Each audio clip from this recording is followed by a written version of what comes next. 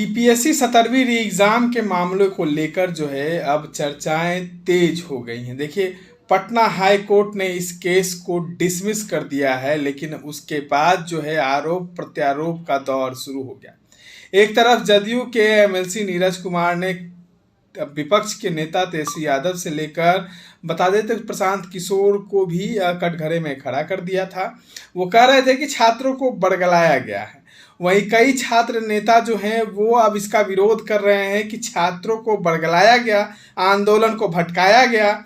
उसके बाद जो है अब छात्र नेता सौरभ जो है इसके बचाव में उतर गए हैं। देखिए, कई कोचिंग संस्थान जो हैं वो इस आंदोलन में शामिल हुए थे, लेकिन जो छात्र नेता जो हैं वो लगातार आरोप लगा रहे थे कि ये कोचिंग संस्थान वालों के कारण ही ये आंदोलन असफल हुआ।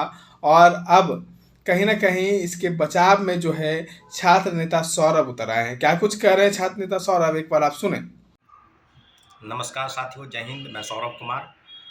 और बीपीएससी का जो आंदोलन चल रहा था और 17वीं रीएग्जामिनेशन की मांग को लेकर जो कोर्ट में याचिका दायर थी और कोर्ट से मामला डिसमिस हो गया। आपको बताते चले कि पूरी तरीके से ये जो आंदोलन है जिसमें 100 दिन से ज़्यादा 101वां दिन हम लोग का था और जिसमें पटना उच्च न्यायालय ने फैसला सुरक्षित रखा था, उसको डिसमिस किया गया। डिविजनल बेंच में मामला था।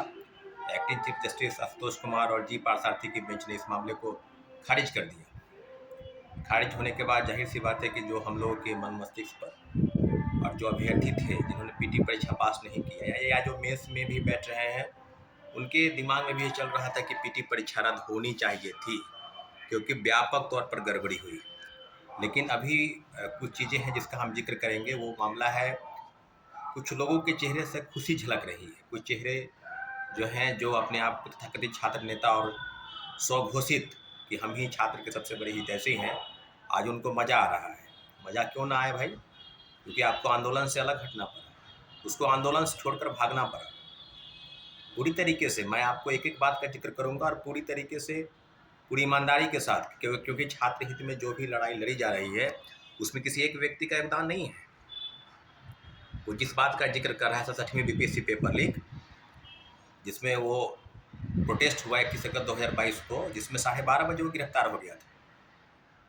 सचिवालय थाना में 23 लोग गिरफ्तार थे, अन्य लड़कियों के साथ वो भी गिरफ्तार थे। 15 लोग एक जगह थे और 10 लोग एक जगह थे। सब लोगों को 10 बजे रात में छुड़वाया गया और उस आंदोलन को हम लोगों ने बीपीएससी गेट के पास बीपीएससी डेलीगेशन के रूप में पूर्व चेयरमैन अतुल प्रसाद के समक्ष हम लोग रह गए। और फिर मुख्यमंत्री जी से डेलीगेशन के रूप में दिल्ली में मुलाकात छात्र अभ्यर्थियों ने किया, उसका भी क्रेडिट वही लेना चाह रहा है। CGL 3 उसमें एक दिन का प्रोटेस्ट जो था उसको छोड़कर 20 से भाग गया। पहले ही सरकार एक पेपर को रद्द की थी, 2 पेपर को रद्द कराने के लिए प्रोटेस्ट चल रहा था और 20 से छोड़कर भाग गया। गांधी मैदान में लोग इंतजार करते रहे, रात भर नहीं आया। तो एक दिन का खेल नहीं है और हर आंदोलन का क्रेडिट अपने लेने के अनुसार आज वही बात है। बीपीएससी TRE 3 सबसे पहले मैंने ही बताया था। हजारीबाग की जाग से प्रश्न पत्र आउट हो गया, सबसे पहले मैंने बताया था यहाँ के प्रेस वालों को, यहाँ के लोगों को, और उसका भी क्रेडिट वही ले रहे हैं कि हमने TRE 3 का रद्द करवा दिए। खैर, कहने के लिए तो क्या है, कुछ भी है। जब गर्दनीबाग के आंदोलन को कुछ पत्रकार, कुछ यूट्यूबर और कुछ तथाकथित छात्र नेता इस आंदोलन को गलत रूप, रंग रूप देने का प्रयास कर रहे हैं, इसलिए उसको भागना पड़ा। ये रंगा से या गुरु घंटाल से तुम्हारी अगर दुश्मनी है तो निजी स्वार्थ के लिए तुम लड़ते रहो अपना। तुमको क्या दुश्मनी है, किस व्यक्ति से दुश्मनी है, क्या लेना है, क्या देना है, तो अपना समझो। क्योंकि तुम तो किसी कोचिंग संस्थान के गोद में बैठकर उस व्यक्ति से अपना दुश्मनी हित साध रहे हो, अपना साथ देते रहो। लेकिन छात्र हित से तो तुमको मतलब नहीं था। अगर इतना ही मतलब है तो तुम वहाँ रुके क्यों नहीं? गुरु घंटाल और रंगा सियार पर प्रोटेस्ट नहीं था? 18 तारीख से 20 तारीख तक तुम यही कर रहे थे। तब छात्रों ने फैसला किया कि रंगा सियार गुरु घंटाल विषय नहीं है, विषय है री एग्जामिनेशन। और इसके लिए पूरा छात्र समुदाय, वहाँ का जो नेतृत्व हो रहा था, जो लोग कर रहे थे, सभी लोग ने फैसला किया कि हम लोग रंगा सियार गुरु घंटाल का विषय नहीं बनाएंगे। हम लोग का एक ही विषय है, वो विषय है री एग्जामिनेशन। वहाँ पर किसी पॉलिटिकल पार्टी के नेताओं को बुलाया नहीं गया था, कोई आमंत्रण पत्र नहीं भेजा गया था, सभी लोग वहाँ आए। तेजस्वी यादव विपक्ष के नेता हैं, वो भी आए। पप्पू यादव एक बार नहीं, कई बार आए। प्रशांत किशोर आए। इस आंदोलन को प्रशांत किशोर राजनीतिक रंग देने का प्रयास किए नहीं किए, ये आप भी जानते हैं, हम लोग भी जानते हैं कि प्रशांत किशोर से नहीं होने वाला था। सरकार को फैसला करती है और हमारी लड़ाई सरकार से है, आयोग से है। इस चैनल के साथ तुम बीपीएससी के हितैषी बने हो और सरकार और आयोग के की तरह भाषा, रूसी भाषा का इस्तेमाल कर रहे हो। आज छात्रों का हितैषी नहीं हो। छात्र का अगर हितैषी रहते तो छात्र के लिए काम करते, छात्र के लिए बात करते। अलग से प्रोटेस्ट अगर तुमको इतना ही था, गर्दनी बाग में थे, चुपचाप गर्दनी बाग में प्रोटेस्ट करते वहाँ पर। लेकिन उसका शर्त था कि ये व्यक्ति नहीं आएगा, ये व्यक्ति नहीं आएगा, ये नहीं आएगा, ये नहीं आएगा। कि जो लड़ाई लड़ी जाती है उसमें सारे शिक्षकों का सहयोग, छात्रों का सहयोग अनिवार्य रूप से सार्थक था और उसको ज़रूरत है। जो सारे शिक्षकों को आमंत्रण पत्र नहीं भेजा गया था, सभी लोगों का वहाँ स्वागत था, किसका बहिष्कृत नहीं किया गया। लेकिन निजी स्वार्थ है, यहाँ निजी हित साधना है। तो आज आरोप लगा रहे हैं और 100 दिन बीत गया तो फिर आ गए आरोप लगाने। हो रहा था तो आंदोलन सफल हो जाता। इसके पहले सारे आंदोलन को बीच से छोड़कर भागने वाला वो व्यक्ति है जो आज बीच में आकर बोल रहा है। हम लोग कोर्ट गए मजबूर होकर, हम लोगों ने भी काफ़ी लड़ाई लड़ी। 6 दिसंबर को लड़ाई लड़ा गया, 25 दिसंबर को लड़ाई लड़ा गया, 29 दिसंबर को लड़ाई लड़ा गया, 30 जनवरी को लड़ाई लड़ा गया। और पूरी ईमानदारी से ये देश के अन्य आंदोलन से अलग ये आंदोलन है, जिसको अलग रंग रूप देने का प्रयास कुछ यूट्यूबर और कुछ छात्र नेता कर रहे हैं। उनके चेहरे की कुटिल मुस्कान को आप समझ सकते हैं। वो बीपीएससी आयोग की तरफ से बैटिंग कर रहा है, वो सरकार की भाषा बोल रहा है, वही भाषा माननीय उच्च न्यायालय बोली। कोचिंग शिक्षकों के दम पर यह आंदोलन नहीं चल रहा है, ये आंदोलन छात्रों के दम पर, और छात्र अपनी लड़ाई बखूबी लड़ना जानते हैं। एक से एक लोग, बीपीएससी के लोग, यूपीएससी कई बार इंटरव्यू देने वाले, कई बार बीपीएससी की इंटरव्यू देने वाले लोग, जेएनयू, डीयू व कई विषयों से पीएचडी वाले लोग वहाँ पर गर्दनी बाग में बैठे थे। उनको बरगलाना, उनको फुसलाना इतना आसान नहीं था, ऐसा तुम समझ रहे हो। तुमको अपना मौका नहीं मिला, तुम रंगा सिगारो गुरु घंटा को टारगेट करके अपना आंदोलन का चेहरा चमकाना चाहते थे, इसलिए तुमको वहाँ से भागना पड़ा, मजबूर होकर भागना पड़ा। और आज तुम्हारे अंदर खुशी झलक रही है क्योंकि तुमको पता है कि ये बात बोलेंगे तो हमको सहानुभूति मिल जाएगी। बिल्कुल नहीं। छात्र अपनी लड़ाई लड़ा है और छात्र गर्दनी बाग अपनी लड़ाई लड़ेगा और अंतिम दम तक लड़ेगा। किसी का अधिकार नहीं है कि नेतृत्व करता वही रहेगा, ये रहेगा। पूरी तरीके से बीपीएससी का आंदोलन बिल्कुल बहुत बड़ा आंदोलन था और आंदोलन में हम लोग की हार भले हुई है कोर्ट में, लेकिन हम लोग हारे नहीं हैं, हम लोग को हराया गया है।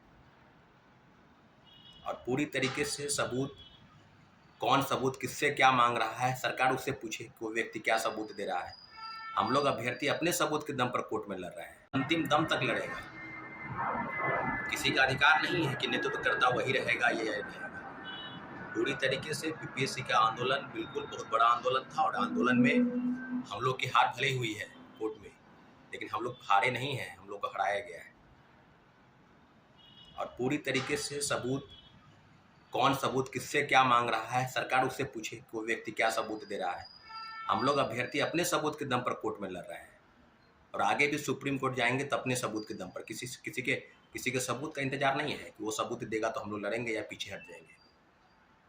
रही बात कि जिस बात का सवाल वो खड़ा कर रहा है, उसके पीछे एकमात्र मकसद है कि वो किसी कोचिंग संस्थान के गोद में बैठकर और उसकी भाषा बोल रहा है, जो भाषा आयोग, सरकार और माननीय उच्च न्यायालय बोली। इसलिए अभ्यर्थियों, गुमराह होने की जरूरत नहीं है, कोई गुमराह भी नहीं होगा, कोई कर भी नहीं सकता है। बीपीएससी के आंदोलन के अभ्यर्थी जो है उसको गुमराह होने की जरूरत नहीं है।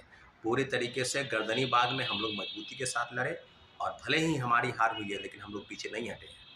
पूरी ईमानदारी और तन्मयता के साथ हम लोग आगे लड़ेंगे। लेकिन इतना ज़रूर है कि ऐसे ऐसे लोगों को पहचानने की ज़रूरत है, ऐसे ऐसे यूट्यूबरों को पहचानने की ज़रूरत है जो बीपीएससी आयोग की तरफ से बैटिंग कर रहा है, जो पूर्व चेयरमैन की भाषा, पूर्व चेयरमैन अतुल प्रसाद के भावही में ही गुणगान करता था। जबकि हमने कहा ना कि सबसे बड़ा भ्रष्टाचार में कोई व्यक्ति था जिसने बीपीएससी को ड्रिल किया, बीपीएससी को तहस नहस किया, वो है बीपीएससी का पूर्व चेयरमैन अतुल प्रसाद। ये व्यक्ति, कुछ लोग, कुछ यूट्यूबर उसी के गोद में जाकर बैटिंग कर रहे थे। इसलिए पूरी ईमानदारी और तन्मयता के साथ पूरी भ्रष्टाचार की लड़ाई है, सिर्फ बीपीएससी की लड़ाई नहीं है, सारी एजेंसी के खिलाफ लड़ाई है। उसके लिए हम लोग सभी लोग मिलजुल कर लड़ेंगे और निश्चित रूप से जिसकी जो महत्वाकांक्षा, निजी स्वार्थ है, वो अपनी लड़ाई लड़ते रहे। ठीक है साथियों, धन्यवाद, जय हिंद। तो आपने सुना किस तरीके से बीपीएससी का मुद्दा जो है लगातार जो चर्चा का विषय बना और पटना हाई कोर्ट में भी इस मामले को लेकर जो आवाज़ हैं वो उठी। सरकार तक को हिलाने के लिए तमाम अभ्यर्थी जो हैं वो खड़े हुए, सड़कों पे उतरे, लाठीचार्ज हुई, तमाम प्रकरण जो है वो तमाम आपके पास पहुंचा।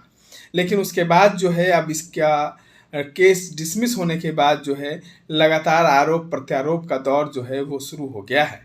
इस तरह के तमाम अपडेट्स के लिए बने रहे इनसाइडर लाइव के साथ। धन्यवाद।